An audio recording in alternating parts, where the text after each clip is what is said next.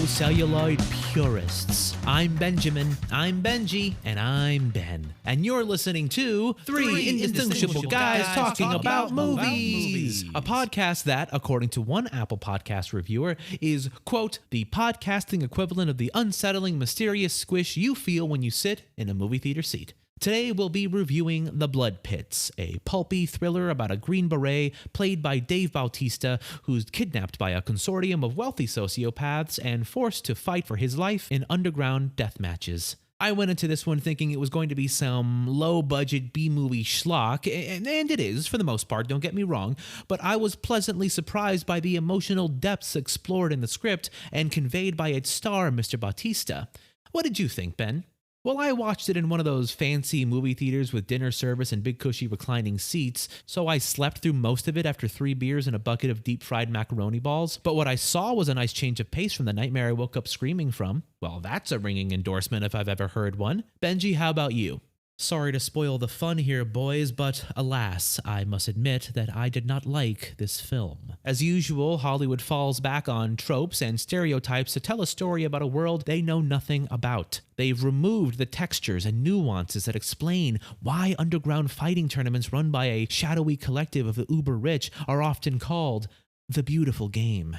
So you're defending the idea of rich people making poor people fight to the death for their own amusement. I am, because unlike you guys, I actually know that world intimately. Based on my time observing the death matches. Movies about illegal underground fighting rings never capture the camaraderie among the combatants, the ties that bind them. They're never into it at first, of course, but they mingle in the locker room, at least as far as their shackles allow. They strike up conversations that eventually lead to friendships that are put to the test when we force them to fight each other to the death. The desperate people hacking at each other with axes is all secondary to the vibrant community that's developed around all the human viscera.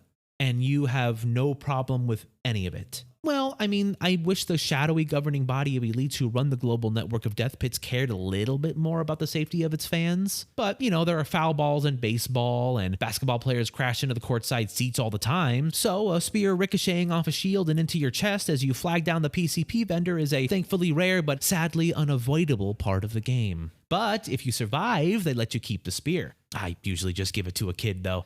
The way their eyes light up when you hand them the spear you just yanked from your chest, ugh. That's a memory they're going to cherish. I cannot believe what I'm hearing. How can you justify putting normal people through these horrors for your own delight?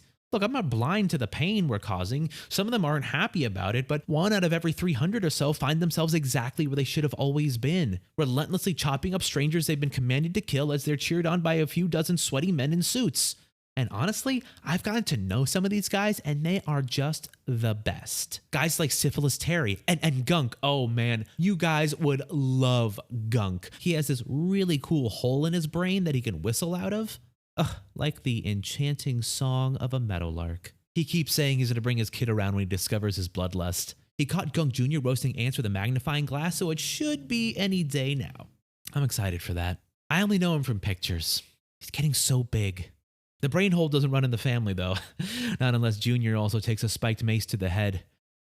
Man, what an experience those death pits are. What a family. I can't believe what I'm hearing. Well, if you come to a match, you won't believe what you're seeing, especially if you get to see the reigning world champion. It's a Canadian guy they call the Moose Knuckle Boxer. He once fought for 3 rounds after he was cut in half. He's my role model.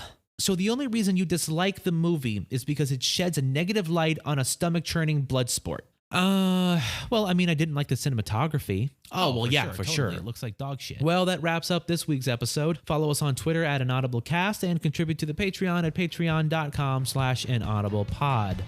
We'll see you next week.